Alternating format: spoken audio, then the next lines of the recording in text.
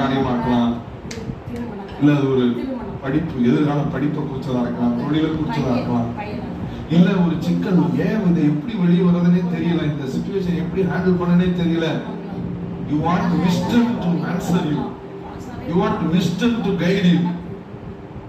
நீதிமொழிகள் 9 நீங்கள் கவனித்து பாருங்கள், அற்புதமாக எழுதப்பட்டிருக்கிறது. நீதிமொழிகள் 9:2 வாசம்.